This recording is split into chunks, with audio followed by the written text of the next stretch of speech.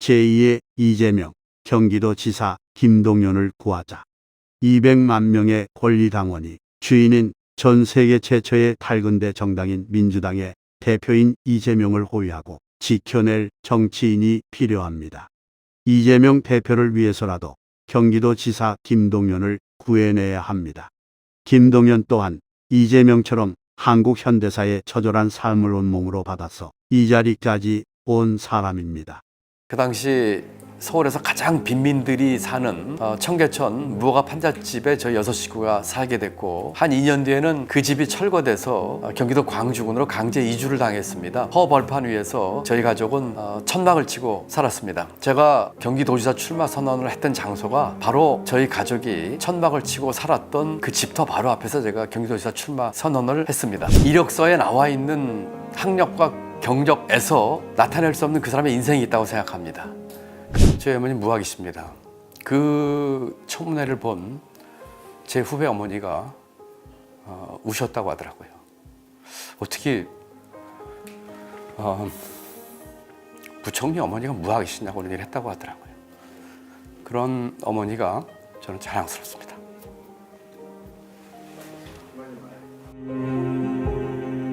안녕하십니까, 뉴스원 독자 그리고 시청자 여러분. 이번에 경기도지사 더불어민주당 후보로 나온 김동연입니다.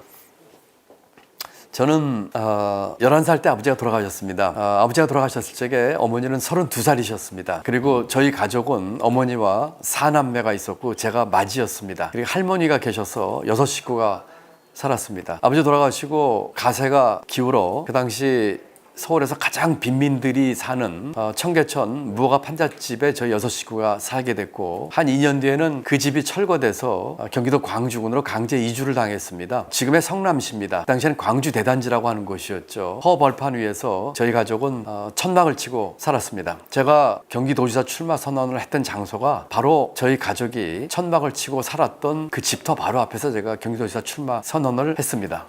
끼니 걱정을 했고요.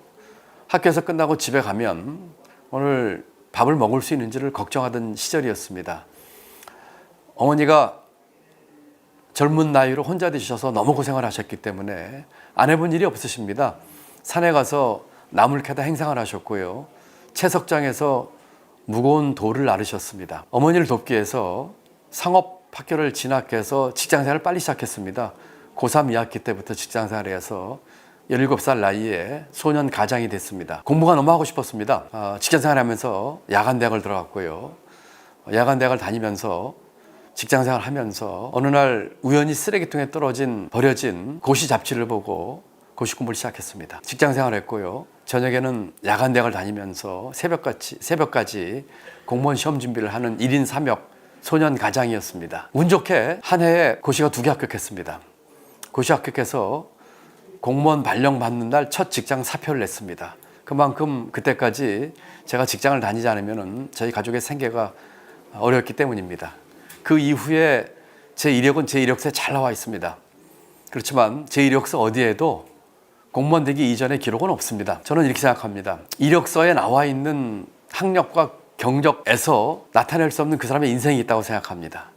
그 보이지 않는 행간에 있는 수많은 도전과 좌절, 실망, 열등감, 작은 성공, 이런 것들이 이력서에 나와 있는 형식적인 경력보다 훨씬 중요하다고 생각을 합니다. 그 경험을 통해서 힘들고 어렵고 많이 배우지 못하신 분들 따뜻한 마음을 알게 됐고, 그분들의 아픈 상황, 그렇지만 그 속에는 따뜻한 마음과 나름대로의 보람과 행복도 알게 된 것이 저로서는 커다란 자산이 됐습니다. 저는 11살 때 아버지가 돌아가셨기 때문에 그때 32살이었던 어머니 생각을 합니다. 어머니는 아버지와 불과 12년 정도 사셨습니다. 그 어머니가 저와는 50년을 사셨어요. 아마 우리 어머니에게는 제가 큰아들이자 남편 같았을 겁니다. 어머니에게 잘해드리고 싶었고 효도하고 싶었습니다. 많이 부족했죠. 그렇지만 어머니에게 가장 효도했던 날이 하루 생각납니다. 아까 말씀드린 고3 2학기 어느 날 학교에서 제가 그때 은행 시험을 봤는데 합격했다고 하는 통지를 받았습니다. 그 당시에 저희 어머니와 저희 가족의 유일한 희망은 제가 취직시험에 합격해서 돈 버는 것이었습니다. 너무나 기뻤는데 집에 가면서 어머니께 어머니 좀 놀라게 해드리려고 생각을 했어요. 어머니께 가서 떨어졌습니다라고 얘기를 하고 어머니가 실망을 하신 뒤에 사실은 그게 아니라 붙었습니다 하는 거에서 놀래게 해드리려고 했는데 집에 가면서 보니까 안 되겠더라고요. 어머니가 너무 충격받으실 것 같더라고요. 그래서 가서 어머니께 합격했다고 말씀을 드렸습니다. 어머니는 그 얘기를 들으시고 벌떡 일어나시더니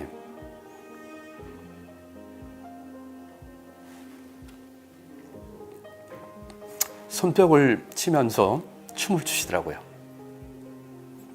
저는 그전에도 어머니가 춤춘 모습 한 번도 본 적이 없습니다.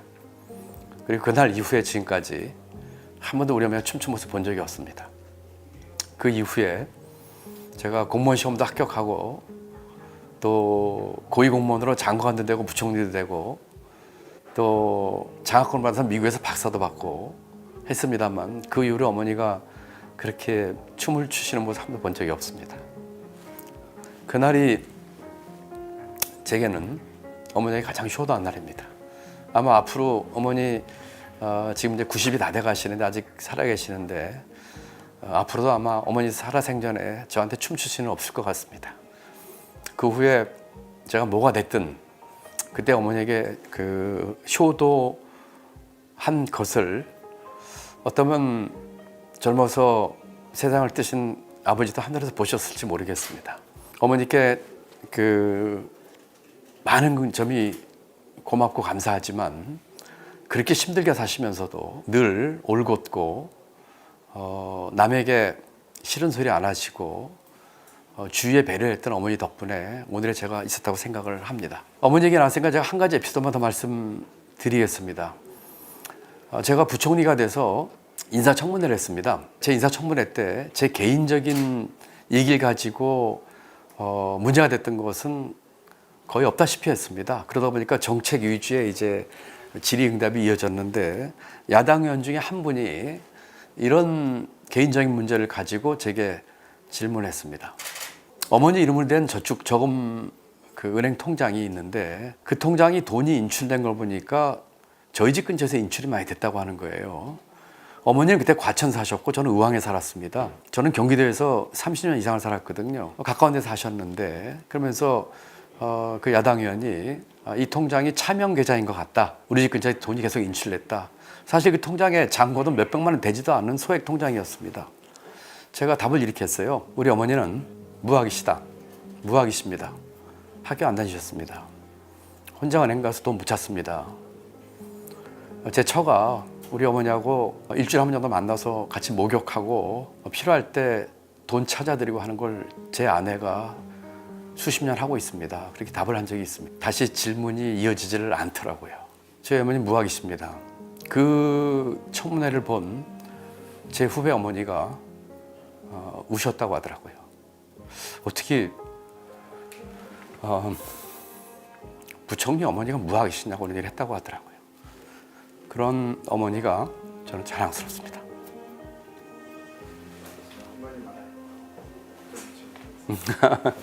어머니에 대한 에피소드가 너무 많아서 제가 한 가지 더 말씀드릴게요. 제가 국무조정실장으로 할 때인데요. 어버이날 근처에서 어머니하고 제 형제들이 식사를 같이 했습니다. 어머니가 이런 얘기를 하시더라고요. 제가 고등학교 1학년 때 집이 어려우니까 이 국수를 많이 삶아 먹었어요. 그런데 그날도 국수를 이렇게 해주셔서 먹었는데 저녁에 제가 한 10시, 11시 돼서 공부하다가 나와서 어머니께 배가 고픈데 먹다 남은 국수 좀 없냐고 물어봤다고 그래요. 그랬더니 어머니가 다 먹고 없다고 그랬다고 합니다. 제가 제 방에 돌아가면서 혼잣말로 보리밥이라도 좋으니까 좀 실컷 먹었으면 좋겠다라고 들어갔다고 그래요. 저는 전혀 기억을 못합니다, 그 일을. 그런데 어머니가 그 얘기를 하시더라고요. 그 얘기를 듣고 그날 밤 한잠도 못 주무셨대요. 울면서 밤을 지새웠다고 하는데 그날 그 국수를 끓여가지고 저와 제 동생들에게는 국수를 주시고 우리 어머니와 할머니는 국물 드셨다는 거예요. 그러면서 그날 밤에 한 잔도 못 주무셨다 그렇게 얘기를 하더라고요. 제 동생들이 다 울었습니다. 저는 안 울었습니다. 저는 어머니 앞에서 이 눈물 보이고 싶지 않았거든요. 옛날에 저희가 어렸을 적에는 저희 어머니는 철인이셨어요. 한 번도 저희 앞에서 약한 모습이나 우는 모습 보여주신 적이 없습니다. 그런데 제가 조금 잘 되고 이렇게 한 뒤에는 어머니가 잘 우세요. 거꾸로 저는 어머니가 우시는 모습을 본 뒤로는 어머니 앞에서는 저는 울지 않습니다. 그날 그 얘기를 듣고 저희 동생들이 다 울었는데 저는 꿋꿋하게 눈물 흘리지 않았고 대신에 나와서 혼자 있을 적에 혼자 이렇게 울었습니다. 제가 그동안 쌓아온 경험과 경륜, 역량, 실력, 진정성 가지고 우리 경기도민을 위해서 헌신하고자 이번에 출마를 결심하게 됐습니다. 15살 소년 가장으로 끼니 걱정하면서 경기도에서 살면서부터 꿈을 키워왔습니다. 그 꿈을 이루게 해준 경기도에서 거꾸로 경기도를 위해서 헌신하겠습니다. 진정성 가지고 국가와 우리 사회로부터 받은 수많은 혜택들 꼭 되돌려 주겠다고 하는 그런 마음 가지고 열과 성을 다하겠습니다. 이재명에겐 이런 역사를 가진 사람이 꼭 필요한데 조국시만 있는 것이 아닙니다. 이재명 지지자들이 김동연 지사를 구해내고 건져내서 정치의 중앙에 올려줘야 합니다. 그것이 이재명 대표를 구하는 길입니다. 김동연 지사를 지지합니다.